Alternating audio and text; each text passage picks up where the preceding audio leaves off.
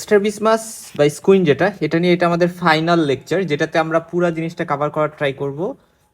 যে যে টপিকগুলো বাকি আছে, শুরুতে আমরা কিছু নলেজ একটু গ্যাদার করি, যেগুলো আমরা অলরেডি পড়ে আসছি। যে আমরা জানি যে কিছু এক্সট্রাকুলার মাসেল থাকে, যেগুলো আই বলের মুভমেন্টের জন্য দায়ী থাকে, এবং কোনো কারণে যদি এই মাসেলগুলো দুর্বল থাকে, মায়োজেনিক যদি কোনো রিজন থাকে, তাহলে এগুলোর মুভমেন্টের সমস্যা হবে এবং চোখের অ্যালাইনমেন্ট যেটা নষ্ট হয়ে যাবে, মিস অ্যালাইনমেন্ট হয়ে যাবে আইবলগুলো, এবং স্কুইন্ট আই ডেভেলপ করবে। এবং স্কুইন্ট আমরা বলতে পারি এক তো হতে পারে কনভার্জেন্স স্কুইন্ট। কনভার্জেন্স মানে এরা মিডিয়ালি চলে আসতেছে, মানে এই যে ধরো একটা চোখ, এই যে ধরো একটা চোখ, তো দেখা গেল ধরো এই বরাবর চোখটা, মানে চোখটা চলে আসছে মিডিয়ালি বা অ্যাডাক্টেড অবস্থায় আসছে, যেটাকে আমরা বলি হচ্ছে ইসোট্রোপিয়া। ইসোট্রোপিয়া হইতে পারে। আর ডাইভারজেন্স হইতে পারে, যেটাকে আমরা বলি এক্সোট্রোপিয়া। এক্সোট্রোপিয়া কানের দিকে, আর এটা হচ্ছে নাকের দিকে কনভার্জেন্স মানে। হাওয়েভার স্ক্রিনটাকে দুই ভাগে ভাগ করা যায়, একটা হচ্ছে ল্যাটেন্ট আর একটা ম্যানিফেস্ট, যেটা আমরা জানি ল্যাটেন্ট ম্যানিফেস্ট। এবং ল্যাটেন্ট যেটা, সেটা হচ্ছে এই ক্ষেত্রে স্ক্রিন সবসময় বোঝা যায় না, এবং যখন অবচেতন মনে থাকে তখন বোঝা যায়, সচেতন হয়ে গেলে বোঝা যায় না, এরকম স্ক্রিনকে আমরা ফোরিয়া বলি। সো ল্যাটেন্ট স্ক্রিনকে আমরা জানি যে এটাকে আমরা বলি হচ্ছে ফোরিয়া। ফোরিয়া দিয়ে আমরা টাইটেল করি যে হেটারোফোরিয়া, হেটারোফোরিয়া এটাকে। আর ম্যানিফেস্ট যেটা, এটাকে আমরা বলি যে সবসময় বোঝা যায় এবং সব নষ্টের মূল কিন্তু এই ম্যানিফেস্ট স্ক্রিন যেটা। এবং এর অপর নাম কিন্তু ট্রোপিয়া। ট্রোপিয়া আমরা ইউজ করি, যে হেটারোট্রোপিয়া বা ইসোট্রোপিয়া, হাইপারট্রোপিয়া, হাইপোট্রোপিয়া, নিচে গেলে হাইপোট্রোপিয়া, উপরে গেলে হাইপারট্রোপিয়া, এভাবে আমরা বলি। এবং নর্মালি বাঁকা চোখকে সোজা করতে পারে না, এরকম একটা বিষয়। ওকে, মানে আমাদের নর্মাল যে মেকানিজম থাকে, কম্পেনসেটিভ মেকানিজম থাকে, ওইগুলো দ্বারাও দেখা যায় সোজা হয় না। আচ্ছা, ফোরিয়া চার রকমের হইতে পারে। আইসোফোরিয়া, আইসোফোরিয়া বা এটাকে আমরা মানে আইসো না, অ্যাকচুয়ালি এটা হচ্ছে ইসোফোরিয়া। ইসোফোরিয়া, হ্যাঁ, ইসোফোরিয়া। তারপর হচ্ছে এক্সোফোরিয়া, হাইপারফোরিয়া আর হাইপোফোরিয়া। তো এই জিনিসটা হচ্ছে, এই জিনিসগুলো ওই সেমই, বাট ফোরিয়া মানে হচ্ছে সেটা ল্যাটেন্ট, বোঝা যায় না সবসময়। আর ট্রোপিয়া মানে সেটা সবসময় বোঝা যায়, আইসোট্রোপিয়া, এক্সোট্রোপিয়া, হাইপারট্রোপিয়া, হাইপোট্রোপিয়া। আর কনজুগেট মুভমেন্ট অফ আই, অর্থাৎ দুই চোখে একসাথে একদিকে মুভমেন্ট করবে সিমালটেনিয়াসলি, এটাকে বলি আমরা কনজুগেট মুভমেন্ট অফ আই। ঠিক আছে, দুই চোখ একসাথে একদিকে মুভমেন্ট করবে সিমালটেনিয়াসলি। অর্থাৎ এই যে ধরো একটা চোখ, এই যে ধরো একটা চোখ, এটার ক্ষেত্রে দুই চোখ একসাথে একই দিকে মুভ করবে, এটাকে আমরা বলতেছি কনজুগেট মুভমেন্ট। এই জিনিসটা একটু মাথায় রাখো। এখন কিভাবে আমরা স্ক্রিন পেশেন্টকে অ্যাসেস করব? আনসার হচ্ছে যে ভিজুয়াল অ্যাকুইটি ফার্স্ট একটু চেক করব। এটা তিনভাবে দেখা যায়, কোনো এইড ছাড়া, অথবা পিন হোল দিয়ে, অথবা এইড দিয়ে।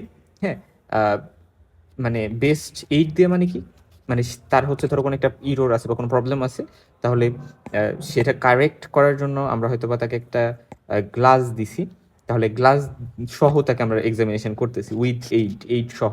তার মানে এইভাবে এইডেড আর পিন হোল, এই তিনভাবে আমরা ভিজুয়াল অ্যাকুইটি একটু চেক করতে পারি। তারপর অকুলার মুভমেন্টস বা মার্সেল অ্যাক্টিভিটি আমরা দেখবো, এবং এই ক্ষেত্রে পেশেন্টের চোখের সামনে আমরা আঙুলটাকে এই শেপে ঘুরাই, যে আপনি মাথা ঘান না নাড়ে আমার আঙুলের দিকে তাকাবেন।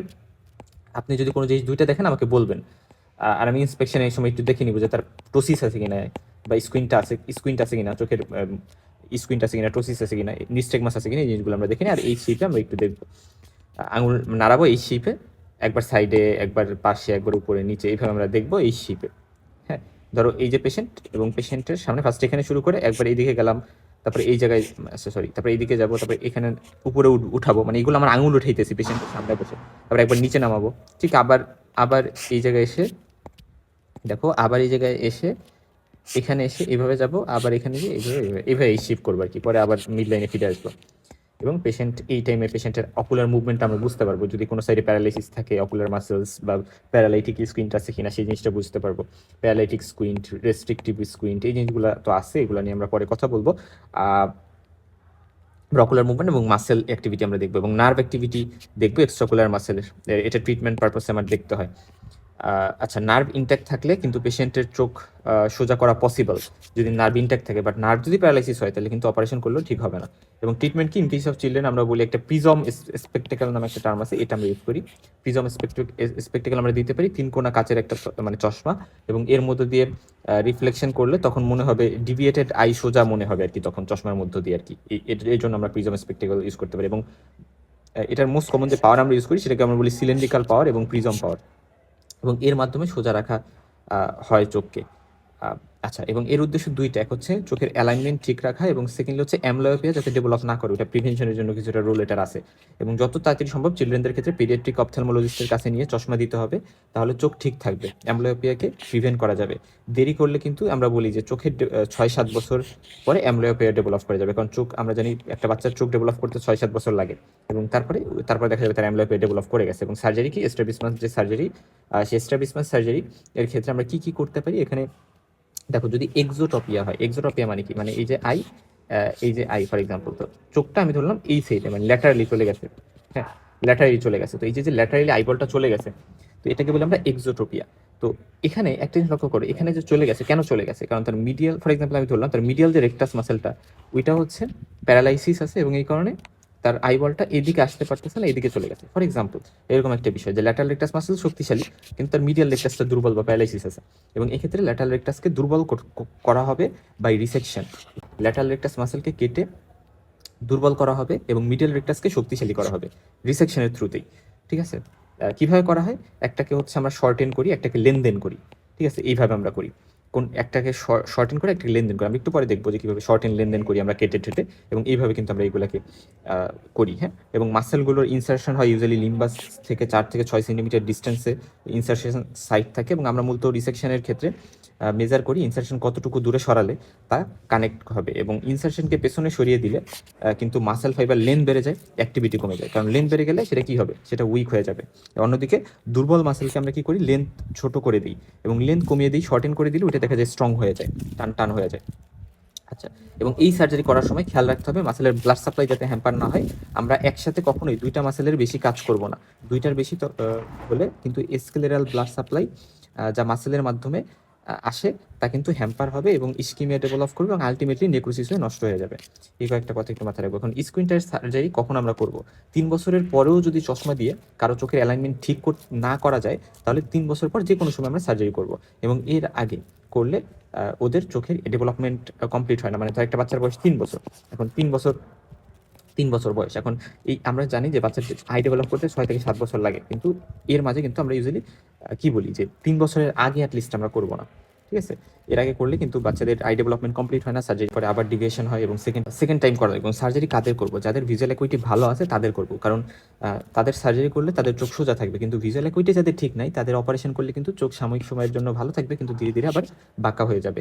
একটা অপারেশনের হাইয়েস্ট 30% পর্যন্ত আমরা কিন্তু ঠিক করতে পারি ডিভিয়েশন, এবং 30%-এর মানে 30% না, 30 ডিগ্রির বেশি যদি থাকে ডিভিয়েশন, তাহলে কিন্তু দুই চোখে অপারেশন করা লাগে, এরকম একটা বিষয় আছে। এবং এই মাসেলগুলোর ফাংশন আমরা জানি যে মিডিয়াল রেকটাস, ল্যাটারাল রেকটাস কোনটা কি কাজ করে, এটা আমরা কিন্তু জানি যে মিডিয়াল রেকটাস অ্যাডাকশন করবে, মিডিয়াল নিয়ে আসবে, এটা অ্যাবডাকশন করবে, সুপিরিয়র রেকটাস ইলিভেশন করবে, আপওয়ার্ড গেজে হেল্প করে, ইনফিরিয়র রেকটাস ডাউনওয়ার্ড গেজে হেল্প করে, অবলিক হচ্ছে ইনওয়ার্ড রোটেশন বা ইনটরশন, আর ইনফিরিয়র অবলিক হচ্ছে আউটওয়ার্ড রোটেশন বা মানে আমরা বলি এক্সটরশনে হেল্প করে। প্যারালাইটিক যে স্কুইন্ট, এটা এক ধরনের স্কুইন্ট, আমরা পড়ে আসছি অলরেডি। ম্যানিফেস্ট স্কুইন্টের মধ্যে একটা টাইপ এটা প্যারালাইটিক স্কুইন্ট, এবং এটা হচ্ছে আমরা ভাগ করছিলাম না কমিটেন্ট এবং ইনকমিটেন্ট, তো ইনকমিটেন্টের আন্ডার এটা পড়ে, এবং এটাতে ডিপ্লোপিয়া হইতে পারে, তারপরে অ্যাবনর্মাল হেড পোস্টার হইতে পারে, পার্সেন্টার অকুলার মুভমেন্টও রেস্ট্রিকশন হইতে পারে। তবে এক্ষেত্রে প্যারালাইসিস মাসেলের মানে কি বলে যে প্যারালাইসিস মাসেলের দিকে এগুলো হয় আর কি। হাউএভার এখন আসো পার্সনের মাথা ঘুরানো, চোখ ডিভিয়েটেড হয়ে যাওয়া, এবং যেই সাইডে মাসেল প্যারালাইসিস হয়েছে তার অপোজিট সাইডে এই জিনিসগুলো হইতে পারে, এবং 3rd 4th 6th pineal nerve পালসের কারণে মেইনলি এই জিনিসটা হইতে পারে প্যারালাইটিক। মানে মনে রাখবে প্যারালাইটিক হচ্ছে নার্ভ এর অকুলোমোটর, টপলের এবং অ্যাবডুসেন্স, এই নার্ভগুলোর লেশনের কারণে বা এই নার্ভগুলোতে যদি পালসি থাকে, প্যারালাইসিস হয়, তাহলে এগুলো হইতে পারে। আচ্ছা, এবং তারপরে আর বেশ কিছু ক্লিনিক্যাল ফিচার্স থাকতে পারে এই সকল পেশেন্টের। যদি লিবেটর পালপেবরি সুপিরিয়রিস, এটাকে আমরা জানি 3rd ক্রেনিয়াল নার্ভ সাপ্লাই দেয়, 3rd ক্রেনিয়াল নার্ভ যেহেতু সাপ্লাই দেয়, 3rd ক্রেনিয়াল নার্ভ প্যারালাইসিস হলে টোসিস হইতে পারে, এবং ওইটা সুপিরিয়র অবলিক ইনফেরিয়র রেকটাস এগুলোকে সাপ্লাই দেয়, ফলে আই এলিভেশন হইতে পারবে না, ফলে আই বলটা নিচের দিকে ডিভিয়েটেড হয়ে যাবে। কারণ আমি বলছি যেই সাইডে প্যারালাইসিস হয় তার অপোজিট সাইড হচ্ছে মেইনলি ডিভিয়েশনটা হবে, তাহলে হাইপোট্রোপিয়া হবে, কারণ উপরের মাসেল ঝামেলা, মানে উপরে নিবে আই বলটাকে, সেই মাসেলে ঝামেলা হয়েছে, তার মানে নিচে পড়ে যাবে।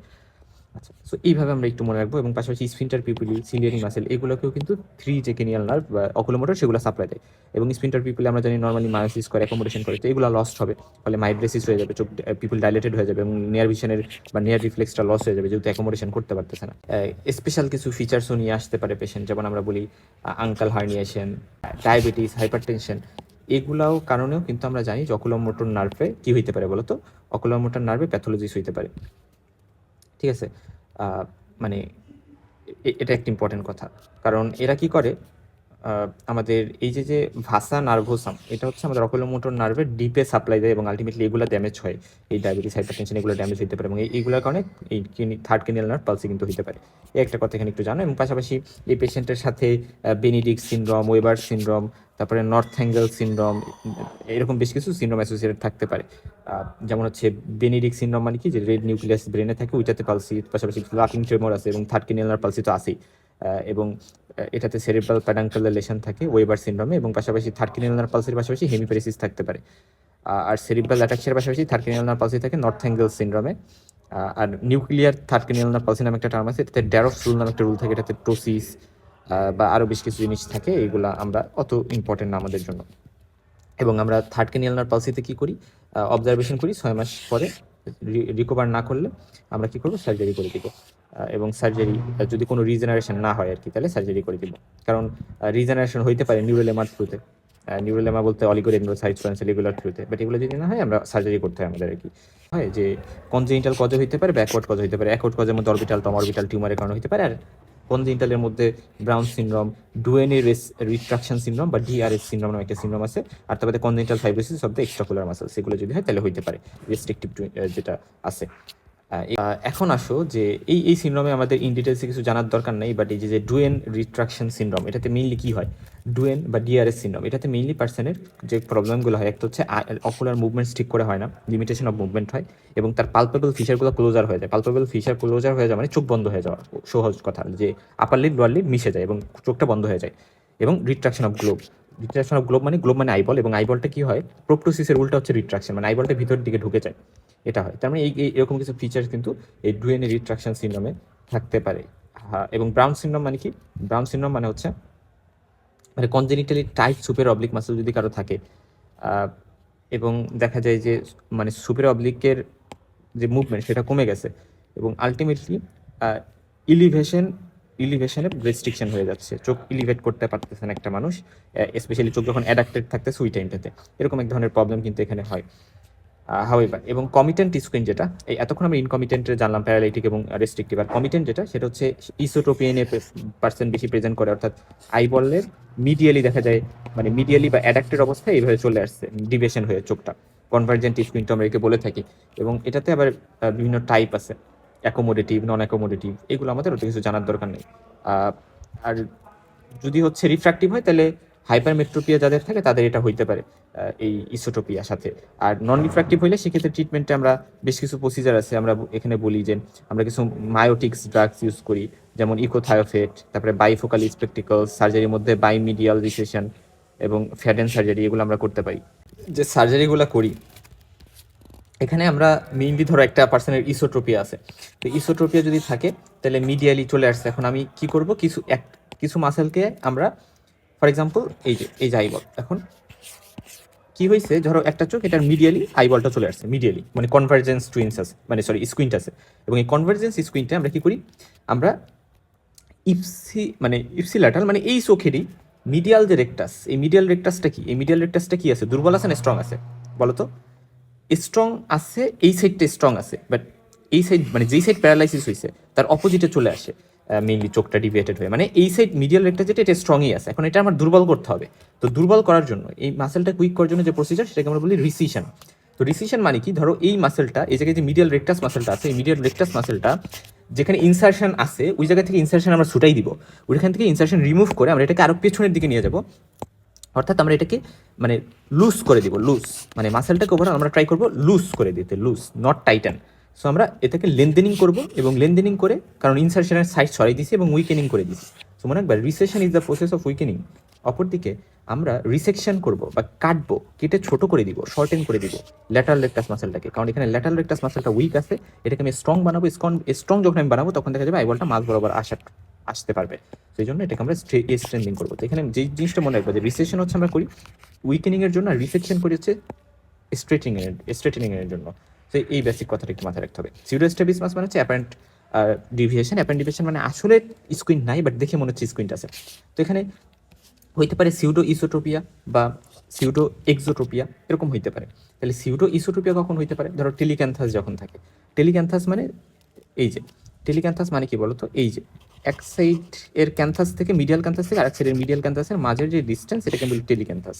তো এটা অনেক বেশি থাকে, এটাকে আমি বলি অনেক বেশি টেলিক্যান্থাস। তো এটা বেশি থাকার কারণে অনেক সময় মনে হইতে পারে যে আচ্ছা পার্সেন্টের চোখ হয়তো বা মিডিয়ালি ডিভিয়েটেড আছে, এরকম একটা বিষয়। বা আরও কি কারণে মনে হইতে পারে, টেলিক্যান্থাস কি থাকে যে এই দুইটা মানে ইন্টারক্যান্থাল যে ডায়ামিটার সেটা বেশি, অপরদিকে নর্মাল ইন্টারপিপুলারি ডায়ামিটার থাকে, অর্থাৎ পিপিলটার ডিস্টেন্স সেম, মানে দুই সাইডে পিপিলের ডিস্টেন্স সেমই থাকে, ওটাতে সমস্যা নেই। আর এপিক্যান্থাস থাকতে পারে। এপিক্যান্থাস মানে কি, দেখো আমরা নর্মালি এখানে ল্যাটারাল ক্যান্থাস মানে এই জায়গায় একটা জায়গা, মানে একেবারে চোখের আপার আইলিড লোয়ার আইলিড যেখানে মিলছে ওই জায়গাটা, ল্যাটারালি যেখানে মিলে, আর মিডিয়ালি যেখানে মিলে ওই জায়গাটা মিলে মিডিয়াল ক্যান্থাস। তবে মিডিয়াল ক্যান্থাস হওয়ার কথা ছিল এরকম কোন একটা জায়গায়, লক্ষ্য করো, এরকম কোন একটা জায়গা হওয়ার কথা ছিল যে আপার আইলিড লোয়ার আইলিড এখানে মিলবে, এরকম কোন একটা জায়গা। কিন্তু দেখো আপার মিডিয়াল ক্যান্থাসটা ঢেকে দিছে একটা ফোল্ড, একটা এক্সট্রা ফোল্ড এখানে তৈরি হয়েছে, এই ফোল্ডটার কারণে ওটা ঢেকে গেছে। তো এই যে একটা ফোল্ড তৈরি হয়েছে এটাকে বলি আমরা এপিক্যান্থাস। ক্যান্থাসের উপরে, মিডিয়াল ক্যান্থাসের উপরে একটা extra congenital fold of skin তৈরি হয়েছে, এবং এটার কারণে কিন্তু যদিও এখানে আমরা জানি যে যদিও এখানে আমরা যদি এটুকু কাটতে পারতাম, আমাদের যদি একটু কাটার সিস্টেম থাকতো এই স্কিনটুকু, তাহলে আমরা দেখতাম যে অ্যাকচুয়ালি পার্সেন্টের কোনো স্কুইন্ট নাই। বাট এটা মনে হচ্ছে কারণ এপিক্যান্থাল ফোল্ড থাকার কারণে মনে হচ্ছে তার আসলে ইসোটোপিয়া আছে, কিন্তু আসলে কোনো স্কুইন্ট নাই। ঠিক আছে, তো এটা আসলে কথা। তারপরে মায়োপিয়া যদি থাকে কারো, সেক্ষেত্রেও হইতে পারে। আর সিউডো এক্সোট্রপিয়া কখন হইতে পারে? Hypertelorism. What do mean by hypertelorism? Hypertelorism মানে এখানে তো ধরো বেশি ডিস্টেন্স আছে, ঠিক আছে, যে ইন্টারক্যান্থাল ডিস্টেন্স বেশি, বাট তা বাদে এখানে ইন্টারপিউপিলারি ডিস্টেন্সও বেশি। সো ইন্টারপিউপিলারি ডিস্টেন্স যখন বেশি হয়ে যাবে, তখন সেক্ষেত্রে আমরা মানে এক্সোটোপিয়া চিন্তা করতে পারি। বা যাদের রেটিনোপ্যাথি অফ প্রি ম্যাচুরিটি থাকে, অনেক আর্লি, এই মানে বাচ্চা জন্মগ্রহণ যখন করার কথা তার থেকে অনেক আগে জন্মগ্রহণ করে ফেলছে, প্রি ম্যাচুর একটা বেবি, তো তখন দেখা যায় এরকম হতে পারে। হাইপার মেট্রোপিয়াতেও দেখা যেতে পারে সিউডো এক্সোট্রোপিয়া হইতে পারে। মাইস্থেনিয়া গ্রেভিস, এটা কিন্তু চোখের উপর এফেক্ট আছে, এটা আমরা ফার্মাকোলজিতে পড়ি, মেডিসিনে পড়ি। তো এটা ইয়াং ফিমেল যারা, তাদেরকে বেশি এফেক্ট করে, এবং এসিটাইল কোলিন রিসেপ্টরগুলো কমে যাওয়ার কারণে এটা হতে পারে। পার্সনগুলো কমপ্লেন করে যে অনেক ফ্যাটিক, দুর্বল লাগে, এবং এটা ইভিনিংয়ে বেশি হয়, এটা মোস্ট কমন ফিচার। এবং পার্সন টোসিস থাকবে, বাইল্যাটারাল ডিপ্লোপিয়া থাকতে পারে, আর এখানে অরবিকুলারি সক্রিয় মাসেল উইক হয়ে যাবে। আমি যদি আঙুল দিয়ে, আমরা ফেশিয়াল নার্ভ এক্সামিনেশনের সময় একটা টেস্ট করি না, আপনি আপনার চোখ বন্ধ করে রাখবেন, আমি খুলতে চাবো, খুলতে দিবেন না, বাট আমি যখন এটা বলবো পেশেন্টকে, এই ডিরেকশন দিব, খুলতে গেলে দেখে যাবে চোখ খুলে যাবে, সে যতই চেষ্টা করুক আটকে রাখতে পারবে না, কারণ অরবিকুলারি অকুলি মাসেল প্যারালাইসিস হয়েছে। আচ্ছা, এবং কগান লিড ক্রিজ সাইন, এটা একটা সাইন, এটা পাওয়া যেতে পারে মাইসথেনিয়া গ্রেভিস। এই কথাটা মনে রাখো, মানে আইলিডটা আপশুট উপরের দিকে চলে যায়, যখন ডাউন থেকে আমরা আপে দেখার ট্রাই করি, তখন দেখা যায় হুট করে আমাদের আইলিডটা উপরে আপশুট করতেছে। ওকে, এখন এই যে আমরা টোসিস টোসিস আছে পার্সেন্টার, বা এই প্রবলেম আছে, এটা আমরা কিভাবে টেস্ট করতে পারি? কিছু টেস্ট আছে, টেনসিলন টেস্ট, আইসপ্যাক টেস্ট। যেমন ধরো টেনসিলন টেস্ট, সেটা আমরা কি করি, এড্রোফিনিয়াম, এই এড্রোফোনিয়াম ড্রাগটা আমরা যদি দিই চোখের মধ্যে, দেখো ওই ইনজেকশন দেওয়ার আগে এরকম একটা অবস্থা ছিল, বাট আমি যখন এই ইনজেকশনটা দিলাম চোখে, তখন দেখা গেল চোখটা, এই যে দেখো এই চোখে টোসিস ছিল, টোসিস, এই চোখটাতে টোসিস ছিল, বাট এই টোসিসটা দেখো এই চোখে ঠিক হয়ে গেছে, কারণ আমি এড্রোফোনিয়াম ইনজেকশন দিচ্ছি। সো এটা ইন্ডিকেট করে যে টোসিসটা ইমপ্রুভ করছে, এবং এসিটাইল কোলিন বেড়ে গেছে, এবং এটা মাইসথেনিয়া গ্রেভিসের কারণে হয়েছিল। আবার আরেকটা টেস্ট আছে আইসপ্যাক টেস্ট। আইসপ্যাক টেস্ট কি, এবং এড্রোফোনিয়ামটা মেইন একটা অ্যান্টিকোলিনেস্টারেজ ড্রাগ। আচ্ছা, এবং টোসিস, ধরো এই চোখে টোসিস আছে, এখন টোসিসের এই চোখে আমি কি বললাম, আইসপ্যাক দিলাম, আইসপ্যাক দেওয়ার ফলে দেখা যায় যে এই চোখটা ঠিক হয়ে গেছে। সো এটাও একটা টেস্ট, এটাও করা যেতে পারে। হবে, এখন আমরা কয়েকটা মিসেলিনিয়াস টপিক নিয়ে একটু আলোচনা করবো। অ্যামব্লায়োপি, অ্যামব্লায়োপি আমরা জানি যে একটা ইউনিল্যাটারাল বা বাইল্যাটারাল রিডাকশন অফ ভিশন, এবং এটা কোনো ডিটেক্টেবল অর্গানিক লিশন ছাড়াই হচ্ছে। এবং এটা কেন হইতে পারে? ইউনিল্যাটারালের কারণ হইতে পারে যে মানে psychical suppression of retinal image due to sensory deprivation, anisometropia, যে দুই চোখে অনেক বেশি পাওয়ারের ডিফারেন্স, এবং ইউনিল্যাটারালি হাই রিফ্রাক্টিভ ইরোর, ওই যে অ্যানাইসোমেট্রোপিয়াকে আমরা বোঝানোর ট্রাই করতেছি। এবং বাইল্যাটারাল অ্যামব্লোপিয়ার কারণ হতে পারে বাইল্যাটারাল ক্যাটারাক্ট, কর্নিয়াল অপাসিটিস, এবং বাইল্যাটারাল হাই রিফ্রাক্টিভ ইরোরের কারণে অ্যামব্লোপিয়া হইতে পারে। এবং অ্যামব্লোপিয়ার বিভিন্ন টাইপ আছে, মানে স্ট্রাভিস মিক, বা যেটাকে আমরা বলতেছি স্কুইন্টের কারণে, মানে স্কুইন্ট অ্যামব্লোপিয়া, যেটা মানে ডিভিয়েশন হয়ে যাচ্ছে এক চোখ, এবং ওটা অ্যামব্লোপিয়া হচ্ছে। এবং অ্যানাইসোমেট্রোপিক অ্যামব্লোপিয়া, অ্যানাইসোমেট্রো পিয়ার কারণে যেটা হচ্ছে, তারপরে স্টিমুলাস ডিপ্রিভিশন এর কারণে, যে এটার কারণে যেটা হচ্ছে, সেন্সরি ডিপ্রিভিশনের কারণে যেটা হচ্ছে, তারপর বাইল্যাটারাল অ্যামেট্রোপিক অ্যামব্লোপিয়া রিফ্র্যাক্টিভ ইরোরের কারণে, এবং আরও বিভিন্ন ধরনের অ্যামব্লোপিয়া হইতে পারে। আর ক্যারেক্টারিস্টিক কি, কোনো অর্গানিক লেশন নাই, এবং ভিজুয়াল অ্যাকুইটি কমে যায়। ক্রাউডিং ফিনোমিনান থাকে, যে single letter vision is better than row of letters, মানে সে দেখা যাবে একটা সিঙ্গেল লেটার ভালো দেখতে পারবে, বাট একটা রোতে অনেকগুলো লেটার আছে, এগুলো দেখতে পারতেছে না, এরকম একটা বিষয়। এবং ন্যাচারাল ডেন্সিটি ফিল্টার টেস্ট যদি আমরা করি, তাহলে তেমন কোনো চেঞ্জ সেখানে থাকবে না। মানে নিউট্রাল ডেন্সিটি ফিল্টারটা, সবাই এত কিছু আমাদের জানার দরকার নেই, এবং কালার ভিশন এখানে কোনো প্রবলেম হয় না। কন্ট্রাস্ট সেন্সিটিভিটিও কিছুটা কমে যায়, এবং এখানে ইম্পেয়ার্ড ভিজুয়াল ফিল্ড থাকে, ইম্পেয়ার্ড ভিশন থেকে ভমিটিং কমেও থাকতে পারে সাথে। ট্রিটমেন্ট কীভাবে দিব আমরা হচ্ছে কোনো অপাসিটি থাকলে সেটাকে রিমুভ করার ট্রাই করবো, যেমন ক্যাটারাক্ট বা অন্য কোনো কারণ, বা রিফ্র্যাক্টিভ ইরিওর থাকলে সেটা কারেক্ট করার ট্রাই করবো, কারণ অ্যানিসোমেট্রোপিয়া বা রিফ্র্যাক্টিভ ইরিওর যদি থাকে, হাই রিফ্র্যাক্টিভ ইরিওর একটা আইতে, সেটার কারণে হতে পারে। বা অক্লুশন থেরাপি, হট ডিমেন বাই অক্লুশন থেরাপি মানে ধরো একটা চোখে লেজি আই বা অ্যামব্লিওপিয়া, তো আরেকটা চোখ যেটা নর্মাল আছে সেই চোখটাকে আমি হচ্ছে ঢেকে দিব কিছু ঘন্টা বা কিছু সময়ের জন্য, এবং যাতে করে এই চোখটা কাজ করতে বাধ্য হয়। তো এই চোখটা ফোর্স করতেছি আমি এই নর্মাল চোখটাকে অক্লুড করে বা বন্ধ করে, যাতে এই চোখটা কাজ করে, এবং এই চোখটা যখন কাজ করবে তখন আর লেজি বসে থাকবে না। তো এইভাবে আমি অক্লুসাল থেরাপির মাধ্যমে ট্রিট করার ট্রাই করতেছি। এবং রিফ্র্যাক্টিভ ইরোর ভালনারেবল টু, আমরা বলি যে অ্যামব্লিওপিয়া, অ্যানাইসোমেট্রোপিয়া স্পেশালি, এবং কারণ হচ্ছে অ্যানাইসোমেট্রোপিয়া হইলে সিগনিফিক্যান্ট ডিফারেন্স থাকে রিফ্র্যাক্টিভ পাওয়ারে দুইটা চোখে, এবং একটা আই অনেক বেশি মানে far sighted or near sighted হইতে পারে আদারের থেকে, ফলে দেখা যাবে যে এখানে প্রবলেমটা হইতে পারে, এবং এটা একটা ইম্পর্টেন্ট কথা। আর ডিপ্লোপিয়া যেটা ডাবল ভিশন, বা আমরা বলি diplopia simultaneous perception of two image বা মানে অফ সিঙ্গেল অবজেক্ট, একটা অবজেক্টকে আমরা দুইটা দেখতেছি, এবং এটা প্যাথোলজিক্যাল হয়, এবং ইউনিকুলার বাইনোকুলার হইতে পারে, এটা আমরা জানি।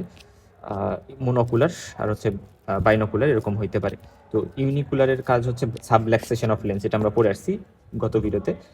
কারো ডাবল পিপিল, তারপরে ইনসিপিয়েন্ট ক্যাটারাক্ট, তারপরে ক্যারাটোকোনাস, এক্সেন্ট্রিক ইন্টারকুলার লেন্স, এরকম কয়েকটা কথা। আর বাইনোকুলার ডিপ্লোপিয়ার মেইন কারণ paralytic squint, myasthenia gravis, diabetes mellitus, thyroid disorder, blowout fracture of the floor of the orbit, এবং অ্যানাইসোমেট্রোপিক গ্লাস যারা ইউজ করে তাদের ক্ষেত্রে এরকম কয়েকটা কারণ। ট্রিটমেন্টে আমরা এক্সপ্লেনেশন রিঅ্যাসুরেন্স করবো পেশেন্টকে।